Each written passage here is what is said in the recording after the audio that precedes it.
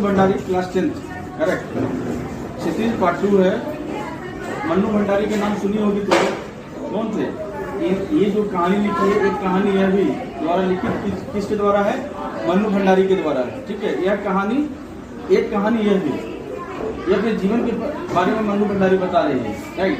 अब मन्नू भंडारी के जीवन परिचय थोड़ा सा हम लोग जान लेते हैं। जन्म परिचय इनका कि मन्नू भंडारी का जन्म मध्य प्रदेश राज्य के मंदसौर जिले के भानपुरा गांव में सन 1931 में हुआ था। कब हुआ था? 1931 में हुआ था।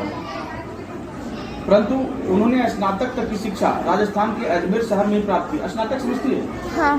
क्या? ग्रेजुएशन। करेक्ट। वो अपना जो ग्रेजुएशन तक की शिक्षा है वो कहाँ प्राप्त की थी? अजमेर में की थी। कहाँ? राजस्थान में अजमेर है, जहाँ पर मुसलमानों के हाँ। क्या है? अजमेर शरीफ है, हाँ, दरगाह है, बिल्कुल बड़ा ही फेमस जगह है।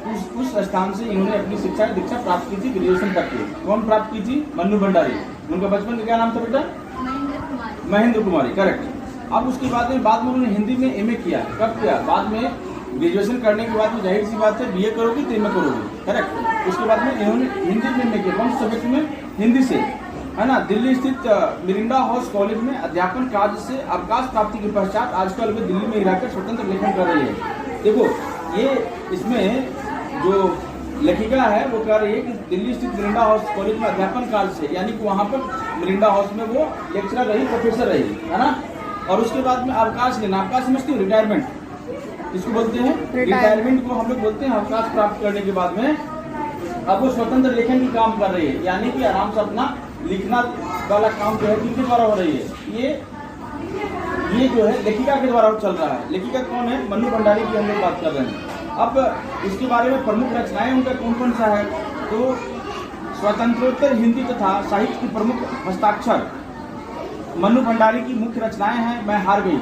उनकी जो मुख्य रचनाएं हैं वो कौन कौन सा है? मैं हार गई, एक प्लेट सैलाब है, दूसरा यही सच है त्रिशंकु कहानी संग्रह है ना, आपका बेटी, महाभोज उपन्यास। इसके अतिरिक्त उन्होंने फिल्म तथा टेलीविजन धारावाहिकों के लिए भी कथा लिखी। यानी कि उन्होंने सिर्फ यही नहीं लिखा, उसके बाद में पटकथा भी लिखा। किसके लिए?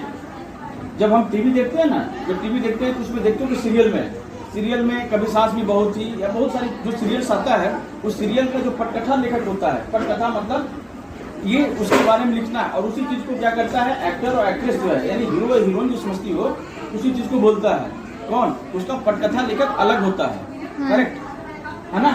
तो ये बाद में पटकथा लेखक भी हो गई, है ना। तो ये हिंदी साहित्य आपका सिनेमा के लिए